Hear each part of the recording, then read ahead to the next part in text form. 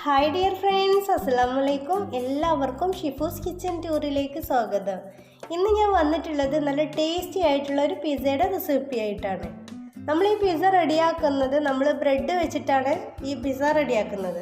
നമുക്ക് സിമ്പിളായിട്ട് തന്നെ റെഡിയാക്കി എടുക്കാൻ പറ്റിയിട്ടുള്ള നല്ല ടേസ്റ്റി ആയിട്ടുള്ള ഒരു പിസ്സ തന്നെയാണിത്.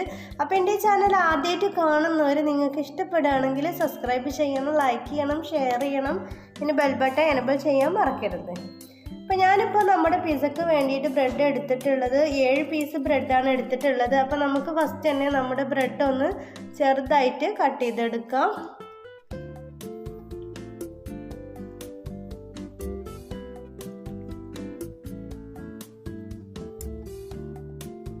അപ്പോൾ നമ്മുടെ ബ്രെഡൊക്കെ ഞാനിവിടെ ഇതുപോലെ കട്ട് ചെയ്തെടുത്തിട്ടുണ്ട്. ഇതുപോലെ ചെറുതായിട്ട് കട്ട് ചെയ്തെടുത്താൽ മതി. അപ്പോൾ ഇനി നമുക്കിത് മാറ്റി വെക്കാം. ഇനി നമുക്കിതിലേക്ക് വേണ്ടിയിട്ടൊരു ബാറ്റർ റെഡിയാക്കി എടുക്കാം. അപ്പോൾ ഞാനിതുപോലെ ഒരു ബൗൾ എടുത്തിട്ടുണ്ട്. ഇനി ഞാൻ എടുത്തിട്ടുള്ളത് 3 എഗ്ഗാണ് എടുത്തിട്ടുള്ളത്. അപ്പോൾ ഇനി നമുക്ക് ഈ ബൗളിലേക്ക് നമ്മൾ എടുത്തിട്ടുള്ള 3 എഗ്ഗും പൊട്ടിച്ചൊഴിച്ച് കൊടുക്കാം.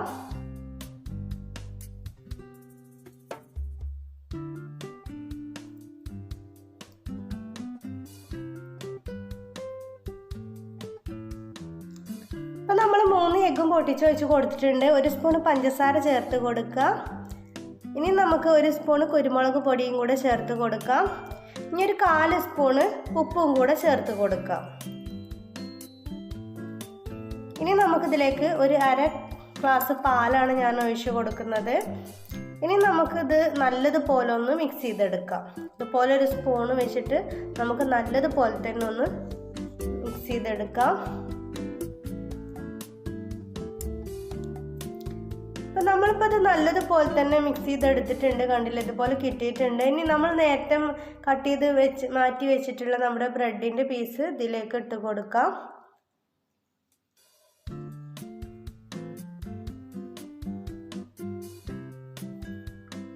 ഇനി നമുക്കിത് നല്ലതുപോലെ ഒന്ന് മിക്സ് ചെയ്ത് കൊടുക്കാം. നമ്മുടെ ബാറ്ററിൽ നമ്മുടെ ബ്രെഡ് മുഴുവനായിട്ടും നല്ലതുപോലെ തന്നെ ഒന്ന് മിക്സ് ചെയ്തെടുക്കാം.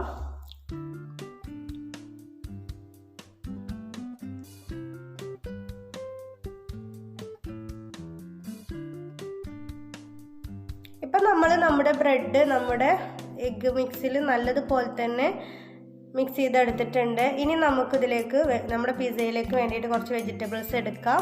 അതുവരെ നമുക്കിതൊന്ന് മാറ്റി വെക്കാം. അപ്പം ഞാൻ എടുത്തിട്ടുള്ളത് ക്യാപ്സിക്കം എടുത്തിട്ടുണ്ട്. ഇതുപോലെ നീളത്തിൽ കട്ട് ചെയ്തെടുത്താണ്. പിന്നെ ഒരു തക്കാളിയുടെ പകുതി എടുത്തിട്ടുണ്ട്. ഒരു വലിയുള്ളിയുടെ പകുതി ഇതുപോലെ ചെറുതായിട്ട് കട്ട് ചെയ്തെടുത്തിട്ടുണ്ട്. അപ്പോൾ ഞാൻ ഇത്രയും വെജിറ്റബിൾസാണ് നമ്മുടെ പിസ്സയിലേക്ക് ഇട്ട് കൊടുക്കുന്നത്. അപ്പോൾ ഇനി ഞാൻ ഗ്യാസിൽ ചട്ടി വെച്ച് കൊടുത്തിട്ടുണ്ട്. ചട്ടി ചൂടായിട്ട് വരുമ്പോൾ നമുക്കിതിലേക്ക് ബട്ടർ ചേർത്ത് കൊടുക്കാം.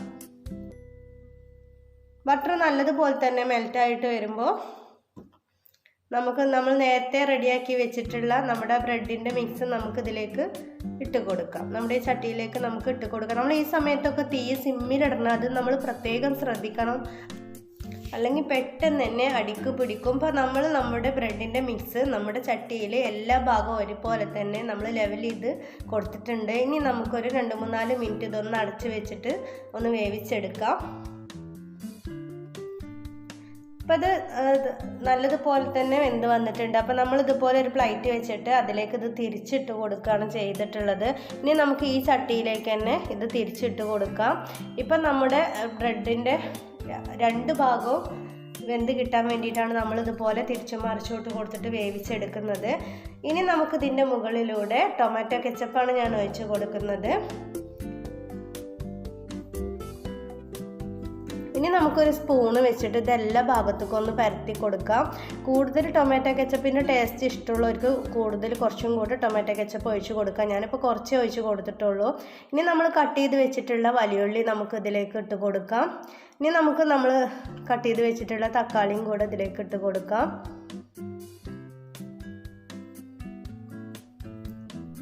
ഇനി നമുക്ക് ക്യാപ്സിക്കം ഇതിൻ്റെ മുകളിൽ വെച്ച് കൊടുക്കാം.